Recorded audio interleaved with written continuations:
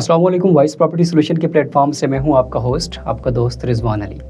आज हम बात करेंगे exploring the advantages of vertical cities in Pakistan. क्या क्या फ़ायदे हो सकते हैं वर्टिकल सिटीज़ के। सबसे पहले हम बात करेंगे लैंड की, क्योंकि वर्टिकल हाई राइज प्रोजेक्ट्स के अंदर लैंड को एफिशिएंट यूज़ किया जाता है, कम से कम यूज़ किया जाता है। जब लैंड आपकी कम से कम यूज़ होगी, इट मीन्स कि वो एफिशिएंट लैंड यूज़ हो रही है। तो क्योंकि अब लैंड का प्रॉब्लम है, क्योंकि वक्त के साथ साथ जैसे पोल्यूशन बढ़ रही है ऐसे पॉपुलेशन भी बढ़ रही है। तो इन्वायरमेंट को हमने हेल्दी बनाने के लिए, उसके लिए सबसे बेस्ट है कि हमने कम से कम लैंड को यूज़ करना है। अब जब कम लैंड यूज़ होगी, एक हाई राइज वर्टिकल प्रोजेक्ट बनेगा तो वहाँ पर हज़ारों के हिसाब से लोग रहेंगे।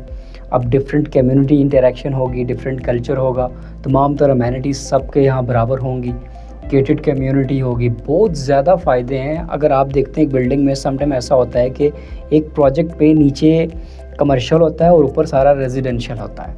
अब उसी जो वहाँ के रेजिडेंट होंगे वो वहाँ से आके शॉपिंग मॉल से अपनी शॉपिंग करेंगे, क्योंकि कमर्शियल है। उसके बाद आप फूड कोर्ट्स भी होते हैं, फिर उसके बाद ऊपर रेजिडेंशियल है सारा, फिर उसमें बहुत सारी अमेनिटीज़ भी हो सकती हैं। जिम्नेजियम हो सकता है, फूड कोर्ट्स हो सकते हैं, इसमें सोना एंड स्पा हो सकता है, डिफरेंट एजुकेशनल इंस्टीट्यूट्स हो सकते हैं, उसके अंदर स्पोर्ट्स अरीना हो सकते हैं, छोटे छोटे क्लब्स हो सकते हैं।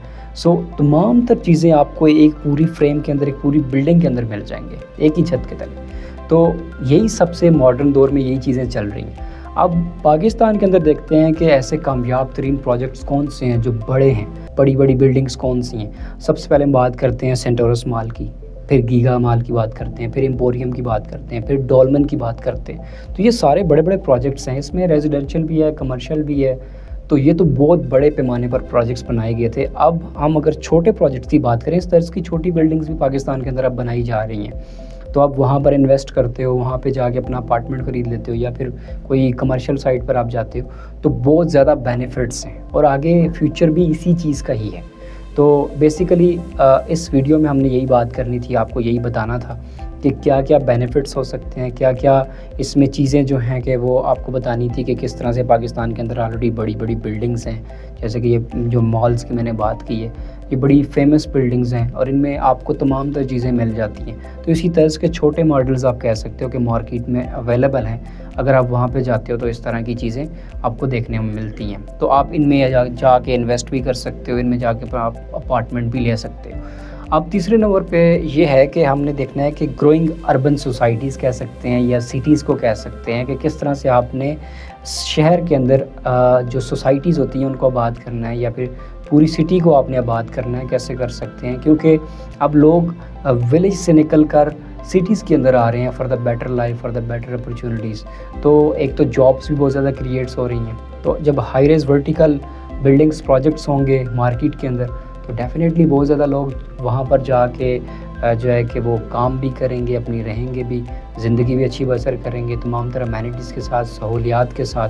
तो यही तो चाहिए हमें।